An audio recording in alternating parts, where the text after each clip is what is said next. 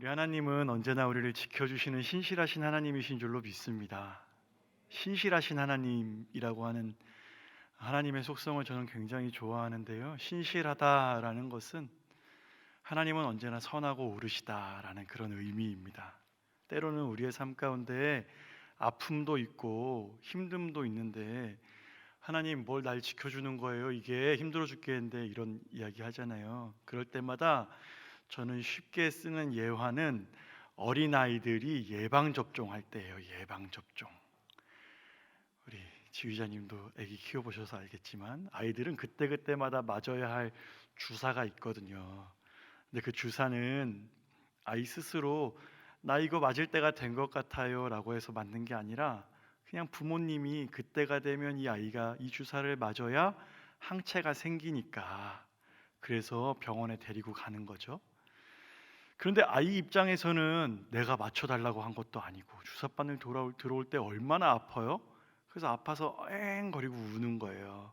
그런데 그렇게 울지만 아이에게는 항체가 생겨서 또 아이의 인생을 건강하고 씩씩하게 살아갈 수 있듯이 하나님은 때로는 우리의 삶 가운데 어려움도 주시지만 항상 신실하게 우리를 지키시는 그 하나님이 바로 저와 여러분의 하나님이신 줄로 믿습니다.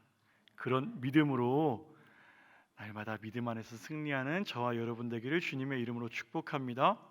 이 얼마 만에 청년들과 함께 말씀을 나누는 건지 얼마 된 것 같진 않지만 아무튼 오늘 함께 우리에게 주신 말씀 본문 가지고 함께 하나님의 말씀의 은혜를 나누기를 원합니다. 한 이야기로 말씀을 시작하고자 합니다. 어느 노 부부가 이스라엘로 성지순례를 떠났습니다. 이 부부의 평생의 버킷리스트가 이스라엘 성지순례였던 모양이에요. 그래서 이 두 부부가 이스라엘 예루살렘에 성지순례를 하고 있는데 할머니가 그만 심장마비로 세상을 떠나게 됩니다. 홀로 남은 이 할아버지에게 가이드가 찾아갑니다. 어르신, 이제 장례 절차를 밟아야 하는데 고국으로 시신을 모셔가시면 한 약 5천 불 정도가 될 것 같고요. 이곳에서 장례를 치르게 되면 약 200불 정도 들 것 같습니다. 어떻게 하실래요? 그랬더니 할아버님이 곰곰이 생각을 하시다가 내 집사람 데리고 고국으로 가겠습니다 라고 이야기를 했답니다. 가이드가 놀라서 아니 어르신, 이곳에서 장례를 치르면 200불이면 된다니까요. 근데 왜 5,000불이나 들여서 고국으로 가려고 하시는 거예요? 그랬더니 할아버님께서 그 가이드에게 이렇게 말씀하십니다. 가이드 양반, 내가 듣기로 이 땅은 거룩한 땅이라고 들었네. 2000여 년 전에 예수님께서 이곳에서 장사 지냈다가 사흘 만에 부활하셨다고 하는데 혹 내 집사람 여기서 장사 지냈다가 부활하기라도 하면 나 어떻게 하란 말인가. 염려와 근심 때문에 어젯밤도 꼴딱 샜다네 라고 하는 이야기였습니다. 그저 웃자고 이야기해 본 거지만 우리에게 생각할 거리를 던져줍니다. 이야기 속의 할아버지는 분명 예수님의 부활 사건을 알고 있는 믿음의 성도였을 겁니다. 어느 교회의 집사님이셨을 수도 있죠. 그러나 그가 아내를 사랑하고 지키는 일에 대해서는 글쎄요, 성공했다고 할 수 있을까요? 여러분, 오늘 이러한 모습이 저와 여러분의 모습은 아닙니까? 대부분 신앙생활을 어느 정도 해 나가다 보면 이때쯤 이렇게도 해야 되고 저렇게도 해야 되고 리더로서 또 임원으로서 또 가면 갈수록 이런 신앙의 자세와 태도를 보여야 한다라는 것은 우리가 너무나 잘 알고 있지만 우리에게 베풀어 주신 하나님의 은혜와 우리 각자에게 향하신 하나님의 참 뜻에는 여전히 개인의 유익을 추구하는 것이 저와 여러분의 삶은 아닌지 생각해 보게 됩니다. 여러분, 하나님이 기뻐하시는 진정한 믿음이란 무엇일까요? 성경 요한일서 3장 23절 말씀은 이렇게 말씀해 주고 있습니다. 우리 같이 한번 읽어볼까요? 시작. 그의 계명은 이것이니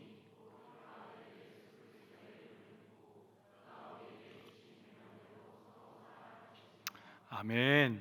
여기 보시면 첫째, 곧 그 아들 예수 그리스도의 이름을 믿고 예수 그리스도의 복음을 내 안에 영접하고, 우리가 주님 기뻐하시는 온전한 믿음의 사람으로 살아가기 위해서는 예수 그리스도를 믿는 이 복음을 영접하는 이 믿음 더하기 주님께서 우리에게 주신 계명대로 서로 사랑하는 이 사랑이 있어야 온전한 믿음이라고 할 수 있는 것입니다. 그렇기에 성경의 사랑장이라고 알려져 있는 고린도전서 13장 말씀에 보면 이런 말씀이 있어요. 내가 사람의 방언과 천사의 말을 할지라도, 내가 거대한 믿음이 있어서 산을 옮길 만한 그런 믿음이 있을지라도, 더 나아가 내 몸을 불사르는 열정을 쏟을지라도 내게 사랑이 없으면 아무것도 아니다 라고 말씀합니다. 그런 의미에서 오늘 우리가 함께 살펴볼 아가서의 말씀은요, 사랑의 완성이신 하나님께서 우리 각자에게 베풀어 주시는 그 하나님의 놀라우신 사랑이 어떤 것인지 그것을 우리에게 말씀하여 주고 있고요, 더 나아가 그 하나님의 놀라우신 사랑을 입은 믿음의 성도들의 삶은 어떻게 살아낼 수 있는지, 어떻게 주님께서 그 사랑의 능력으로 살아가게 하시는지에 대해서 우리에게 말씀하여 줍니다. 또한 특별히 이제 이번 주 수요일부터 제 수요일을 시작으로 사순절이 시작이 되는데요, 이 사순절 기간을 통하여서 내게 베풀어 주신 하나님의 은혜, 예수 그리스도의 십자가의 사랑을 깊이 묵상하며 나아가는 저와 여러분 되기를 주님의 이름으로 축복합니다. 오늘 함께 읽은 아가서는요, 이스라엘이 가장 흥왕했던 당시, 그 당시 통치했던 왕이 누구였냐면 솔로몬 왕이었는데요, 이 솔로몬 왕과 시골 산골 처녀와의 사랑 이야기를 담고 있는 그런 이야기가 바로 아가서입니다. 이러한 배경 안에서 오늘 본문 말씀이 특히나 우리에게 감동으로 다가오는 것은 솔로몬 왕이 시골 산골 처녀에게 먼저 다가갔다라는 부분입니다. 여러분, 우리가 살아가는 이 세상의 이치는 약한 사람이 강한 사람에게 무언가를 요청하거나 요구하게 되면 그 높은 위치에 있는 사람이 이것을 들어줄지 말지에 대해서 고민하고 결정하는 것이 세상의 이치이나, 오늘 말씀에서는 오히려 강자가 이 약자에게 나아가 요청하는 것입니다. 무엇을 요청합니까? 나의 사랑, 나의 어여쁜 자야, 일어나서 함께 가자라고 말씀합니다. 이쯤 되면 이 산골 여인, 술람미 여인이라고 하는데요, 이 술람미 여인에 대한 궁금증이 생깁니다. 도대체 이 여인이 얼마나 매력적인 자이길래 이 이스라엘의 왕이 이 여인에게 이렇게 목을 맨단 말인가, 어떻게 이렇게 구애의 손길을 펼치는가에 대해서 생각이 드는데요, 이 여인에 대해서 아가서 1장 6절 7절 말씀은 이렇게 기록합니다. 우리 같이 한번 읽습니다. 시작. 내가 햇볕에 쬐어서 거무스름할지라도 흘겨보지 말 것은 내 어머니의 아들들이 나에게 노하여 포도원 지기로 삼았음이라. 나의 포도원을 내가 지키지 못하였구나. 내 마음으로 사랑하는 자야, 내가 양치는 내게 말하라. 내가 내 친구의 양떼 곁에서 어찌 얼굴을 가린 자같이 되랴. 아멘. 이 구절은 현재 술람미 여인의 상태를 이야기하고 있는 것입니다. 지금 이 여인은 뜨거운 태양빛 아래서 포도밭 농사 일을 하고 있습니다. 그런데 이 구절의 특이한 점은 내 어머니의 아들들이 그녀에게 노하여 포도원 지기로 삼았다라고 하는 부분입니다. 내 어머니의 아들들이라 하면 누구예요? 오빠죠? 이 오빠인데, 이 오빠들이 이 여인에게 노하였다라고 이야기하는 거예요.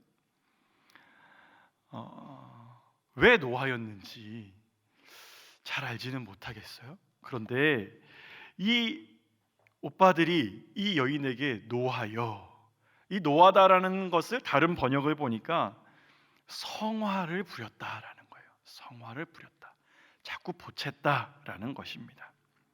그래서 이 성화에 못 이겨 포도원을 가꾸게 되었다라는 것입니다. 그리고 그 이후에 보면 이 여인의 몫에 포도원이 있었던 모양이에요. 그래서 이 여인은 오빠들의 성화에 못 이겨 포도원을 가꾸고 있는데 정작 여기서 열심히 농사를 짓다 보니까 내 몫의 포도원을 가꾸지 못하는 지경이 되었다라고 하는 것입니다. 그런 이 여인의 상태 얼마나 피곤하고 힘들었을까요? 그래서 이 여인은 가끔 이따금씩 포도원 옆 차마 자신이 처해 있는 곳에서 훌쩍 멀리 떠나지는 못하고 그 옆 양치는 곳을 위안 삼아 잠깐의 쉼을 갖는 것이 이 여인의 일상이었습니다. 그런데 이 여인의 삶을 가만히 묵상하다 보니 이 말씀 안에서 이 여인의 삶 가운데에서 우리의 모습 또한 묵상해 보게 됩니다. 여러분, 우리가 지금껏 이렇게 살아가다 보니까 내 의지와 상관없는 직책들이 점점 늘어납니다. 포도원 지기 같이 말이죠. 내 이름이 분명히 있는데 누군가에게 내 이름 그대로 불려본 적이 언제였는지 가물가물할 때가 있습니다. 내가 무엇을 원하고 무엇을 기뻐하며 살아가는가에 대해서 생각해 볼 겨를도 없을 때가 있습니다. 그저 세상의 기준대로 누군가의 기준에 맞춰서 살아갑니다. 그러다 잠깐 이 안정이라고 생각되는 무언가에 살며시 기대 보기도 하고요. 마치 내가 이것을 이루면 평생의 안정이 주어질 것 같은 어떤 무엇에 기대하고 현실을 회피해 버리는 그런 삶도 우리가 살아갈 때가 있습니다. 여러분, 성경에 이러한 인물이 있는데 그 사람은 바로 누가복음 19장에 등장하는 삭개오가 그랬습니다. 삭개오라는 사람의 이름의 뜻은 순수, 순결을 의미합니다. 그의 삶이 순수하고 있는 모습 그대로의 삶을 살아가기를 바라는 마음에서 그의 부모가 지어준 이름이었겠죠. 그러나 그는 자신이 느끼는 핸디캡을 가리기 위해서 다른 것들로 자기 자신을 채워가기 시작합니다. 언젠가 이 삭개오의 인생을 조명하는 이 연극을 제가 본 적이 있는데 삭개오는 자신의 핸디캡을 극복하고자 그야말로 앞만 보며 살아왔습니다. 경주마처럼 열심히 노력하며 살았습니다. 그 노력에 타인과 함께하는 동행하는 상생은 없었습니다. 그저 내가 남보다 높아져야 한다는 욕망과 그래야 내가 다른 사람들에게 인정받을 수 있다, 그래야 내가 안정을 누릴 수 있다라는 그런 일념으로 정말 열심히 살아왔습니다. 그렇게 그는 나름의 안정이라고 생각되는 세리장의 자리에 오르게 됩니다.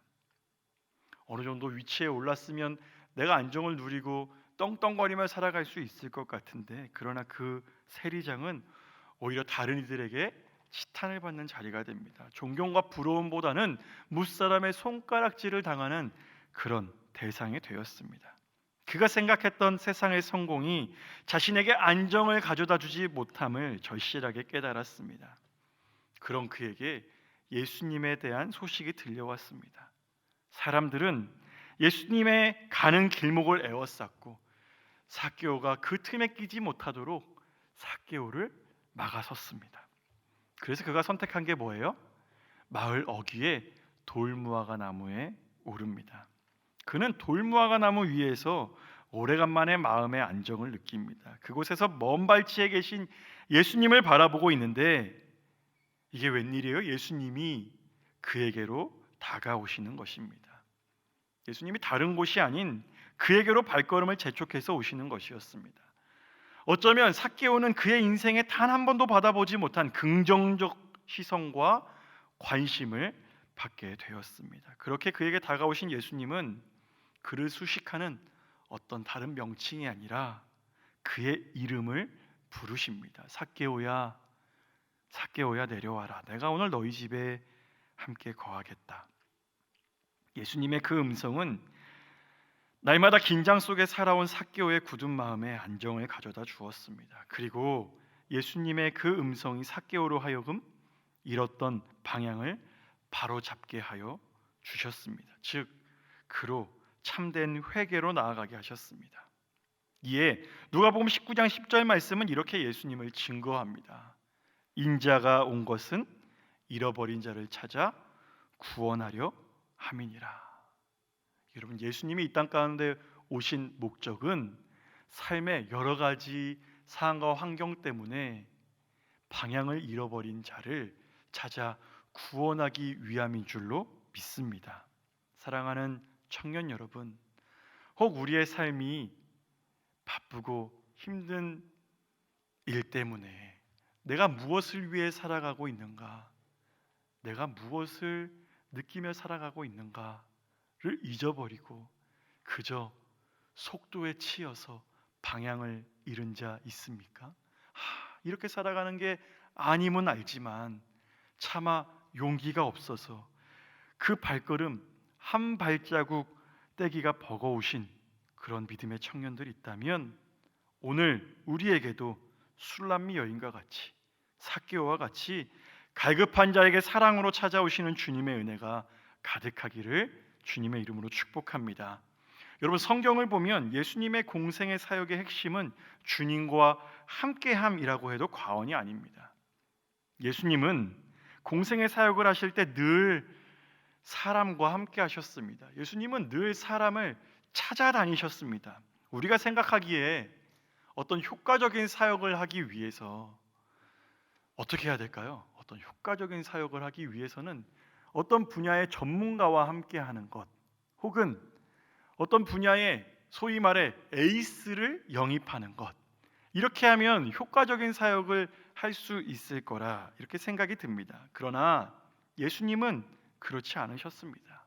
오히려 예수님은 당시에 지극히 평범한 사람들, 심지어 가난한 자, 연약한 자들과 함께 하셨습니다. 그렇게 예수님은 제자들도 세우셨죠. 왜 그러셨을까요? 예수님이 왜 그렇게 평범한 사람들을 통해서 주님의 일을 하길 원하셨을까요? 이는 복음의 능력은 사람의 능력이 아니라 오직 주님과 함께 할 때만이 우리 믿음이 온전함으로 나타날 수 있기에 그렇습니다. 여러분, 우리가 복음의 능력으로 살아간다는 것은 오직 주님과 함께 할 때만이 온전하게 나타남을 믿으시기 바랍니다. 그래서 요한일서 5장 4절 말씀은 이렇게 증거합니다. 우리 같이 읽겠습니다. 시작. 무릇 하나님께로부터 난 자마다 세상을 이기느니라. 세상을 이기는 승리는 이것이니 우리의 믿음이니라. 아멘. 여러분, 여기 중요하게 바라볼 말씀이 있는데요, 여기 중요한 것은 믿음의 사람들은 믿음으로 세상을 이긴다라는 것입니다. 다시요, 믿음의 사람들은요 믿음으로 세상을 이긴다라는 것입니다. 믿음으로 세상에서 승리한다라는 것이 결코 아니다라는 것입니다. 우리가 이 땅에서 세상의 원리대로, 세상의 방법대로, 세상의 기준대로 위대한 상승을 꿈꾸면서 세상의 가치 위에 그저 예수 믿으면 잘 되고 예수 믿음의 세상에서 승리한다라는 것을 가르치고 전하는 것은 기복신앙입니다. 악한 세상에서 아무리 우리가 가장 정의롭고 공의로운 방법으로 싸워보겠노라고 하지만 현실 앞에서 결코 승리할 수 없는 것이 어쩌면 사실입니다. 그렇게 예수님은 믿음의 성도들에게 이렇게 말씀하셨습니다. 요한복음 16장 말씀을 보니까 세상에서는 너희가 환난을 당하나 담대하라. 내가 세상을 이기었노라. 할렐루야. 세상에서는 우리가 믿음을 지키며 살아갈 때에 어려움을 당할 수 있다라는 거예요. 그러나 그럼에도 불구하고 담대해라. 내가 세상을 이기었다. 우리 주님은 믿음의 성도들이 예수님께서 세상을 이긴 것을 믿는 믿음으로 오늘도 그 승리에 참여하고 동참할 것을 말씀하고 있습니다. 저는 이 청년의 때에 우리가 어떻게 성경의 인물들의 발자취를 잘 따라갈 수 있을까? 제가 청년 때에 이 믿음의 기준으로 바라보고 이렇게 살았으면 좋겠다라고 생각했던 성경의 인물을 한 사람 꼽아보라면 저는 다윗을 종종 생각하곤 했습니다. 다윗은 성경에서 이야기하기에 하나님 앞에 합한 자다라고 유일하게 인정받은 사람이었습니다. 그의 인생 가운데 두려움 없는 믿음을 나타내 보인 다윗의 인생 순간을 꼽아보라면 여러분들도 인정하시겠지만 골리앗 앞에서의 다윗의 모습을 바라볼 수 있을 것입니다. 이스라엘은 거대한 골리앗 앞에서 바싹 움츠러들었습니다. 이스라엘 왕으로 이스라엘을 통치하는 사울조차도 골리앗의 조롱 앞에서는 속수무책이었습니다. 그때 다윗이 등장하죠. 사무엘상 17장 말씀에 보면 다윗이 등장하는데, 다윗은 이스라엘 다스리는 하나님을 조롱하는 골리앗 앞에 의분이 일어났습니다. 그래서 그는 골리앗과 1대1의 승부를 갖습니다. 그 순간 이스라엘과 사울이 보였던 행동은 다윗의 있는 그대로의 모습을 굉장히 불안해했습니다. 그래서 그에게 사울의 갑옷과 방패 그리고 검을 들려줍니다. 왜 그렇게 했을까요? 이거라도 채워주면 좀 안정을 누릴 수 있을 것 같으니까. 이거라도 좀 얹어주면 그래도 멋스럽진 않겠죠. 생사를 오가는 거니까. 그래도 좀 안정감이 있지 않을까라는 생각에 그렇게 행하였습니다. 그런데 다윗은 어떤 선택을 합니까? 사울의 갑옷을 벗어버립니다. 그리고 오히려 언제나처럼 물맷돌 5개를 가지고 전장으로 나아갑니다. 어떻게 그렇게 할 수 있었을까요? 다윗은 온 우주의 창조자이시며 언제나 자신을 신실하게 인도하시는, 아까 찬양으로 고백하였던 것처럼 주님께서 나를 언제나 지켜주시는 그 주님이 나의 하나님을 믿는 그 믿음에서 그러한 행동이 나온 줄로 믿습니다. 그렇게 그는 사무엘상 17장 37절에 이렇게 고백하는데요. 우리 같이 한번 읽어볼까요? 시작. 또 다윗이 이르되 여호와께서 나를 사자의 발톱과 곰의 발톱에서 건져내셨은즉 나를 이 블레셋 사람의 손에서도 건져내시리이다.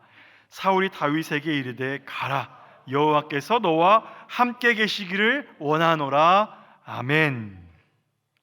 다윗은 언제나처럼 하나님께서 자신을 지켜주시는 신실하신 하나님임을 믿었기에 그렇게 골리앗 앞에 당당하게 나아갈 수 있었던 것입니다. 사랑하는 청년 여러분, 진정한 복음은 예수 믿는다고 갑자기 내가 잘 풀리고 내 인생 코인이 갑자기 대박나고 우리의 세상에서 위대한 상승자로 우리를 만들어내는 것이 아니라, 우리는 여전히 연약하고 우리는 여전히 부족하고 시험과 취업문 앞에 허덕이지만 지금까지 나를 인도하신 신실하신 주님이 나의 하나님 되심을 내가 믿기에 그 믿음으로 담대하게 살아가는 사랑하는 수원성교회 청년 한 사람 한 사람 되기를 주님의 이름으로 축복합니다.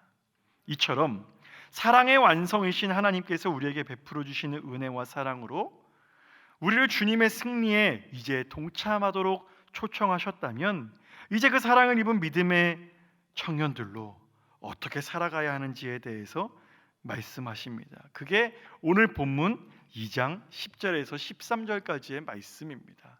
아까 앞서 소개했던 대로 아가서 말씀은 어떤 배경이라고 그랬어요?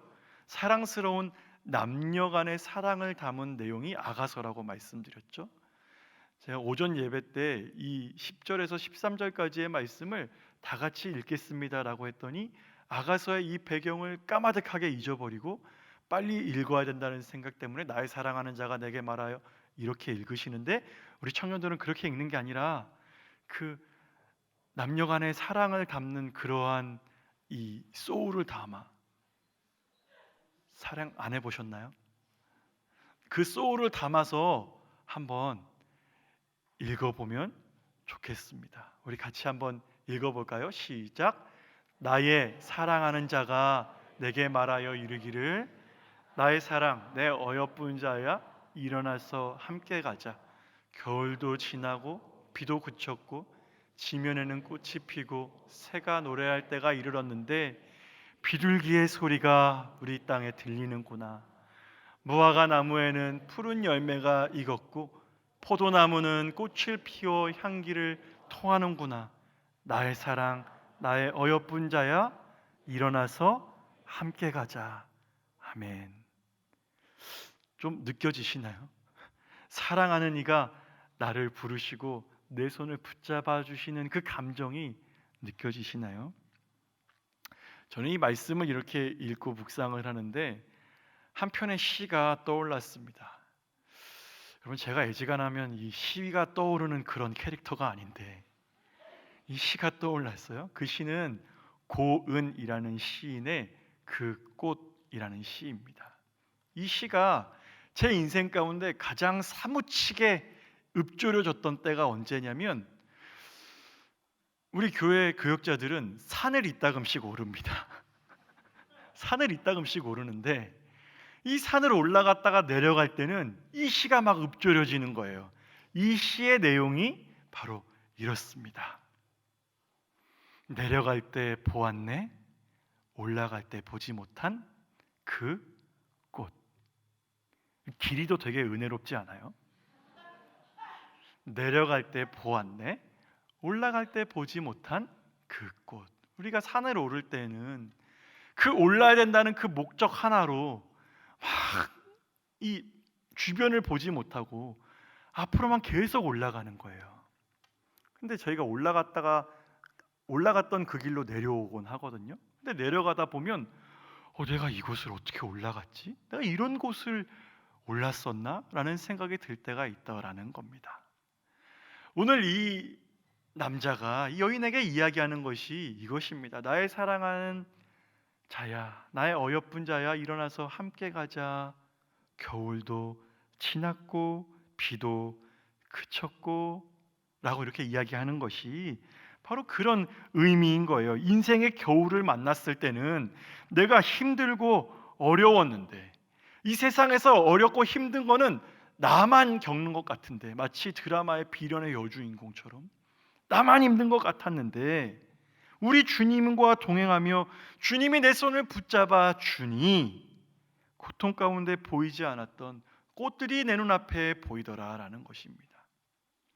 이렇게 힘들 때는 나만 신앙생활하는 것 같았고 나만 하나님을 찾는 거라고 생각이 들었었는데, 주님의 손 꼭 붙잡고 그 은혜 가운데 서다 보니 나와 함께 신앙생활하는 나의 믿음의 동역자들이 주변에 있더라라는 것입니다. 아무것도 들리지 않는 암흑천지였던 것 같은 나의 삶에 새들이 노래하는 소리가 이제야 들린다는 겁니다. 온갖 나의 삶이 구리디 구려가지고 구린내가 나는구나라고 싶었던 나의 인생인데, 주님과 함께 그 손을 잡고 보니 나의 삶의 주변에 아름다운 향기가 진동하더라라는 것입니다. 언제 그랬다고요? 주님과 동행할 때요. 주님과 함께하는 이들과 손에 손을 맞잡았을 때요. 그러므로 사랑하는 수원성교회 청년 여러분, 오늘 주님께서 우리를 부르심 같이 우리도 누군가에게 손 내밀어 함께 걸어갈 수 있는 마음의 공간들이 저와 여러분에게 생겨날 수 있기를 주님의 이름으로 축복합니다. 그래서 우리 다들 졸리고 그러니까 옆에 분들과 이렇게 인사했으면 좋겠어요. 사랑하는 형제여, 일어나 함께 가십시다. 함께 인사해 볼까요? 네. 어여쁜 자매여, 우리 일어나 함께 걸어가 보십시다. 어휴, 그래요. 네. 어쩌면 이렇게 그냥 뭐 하는 말이지만 이런 인사 말이 우리의 마음 가운데 위로가 될 때가 있습니다. 어쩌면 또 이러한 사랑의 권면은 가까운 가족 간에 더 필요할지 모르겠습니다. 저마다의 삶 가운데 겨울의 시간으로 인해서 지치고 힘든 시간을 보내왔던 사랑하는 우리 형제, 자매가 있었다면, 또 우리 부모님이 계셨다면 우리 그렇게 서로 사랑으로 권면하고 힘을 더해 줄 수 있는 저와 여러분 되었으면 좋겠습니다. 저희 말씀 묵상하고 이렇게 하면서 겨울방학이 어찌나 그렇게 길던지요. 겨울방학 동안 자녀를 양육하면서 그렇게 자녀들과 혈투를 벌였던 우리 사랑하는 어머님들 혹시 여기 계시다면 위로함 받는 그런 시간 되었으면 좋겠습니다. 이렇게 여러분의 인생 가운데 많은 믿음의 동행자들이 생겨나기를 축복합니다. 그렇게 함께 가면 행복하고 함께 가면 살 뿐 아니라 혹 내가 지쳐 쓰러졌을 때에도 다시 일어설 수 있는 힘을 얻게 되는 줄로 믿습니다. 한 이야기로 말씀을 맺겠는데요. 인도의 성자라고 불리는 썬다싱이라는 사람의 이야기입니다. 어느 날 이 썬다싱이라는 사람은 그의 동료와 함께 히말라야의 눈길을 걷고 있었습니다. 얼마나 눈이 거세게 휘몰아치든지 그 둘은 빨리 이곳을 벗어나야겠다 하며 발걸음을 재촉합니다. 그렇게 발걸음을 재촉하고 있는데 저 앞에 한 사람이 쓰러져 있는 것을 발견하게 되었습니다. 썬다싱은 그에게 다가갑니다. 아직 그 사람의 호흡이 가파르게 있는 것을 발견하고는 함께하는 동료에게 여보게 우리 이 사람을 함께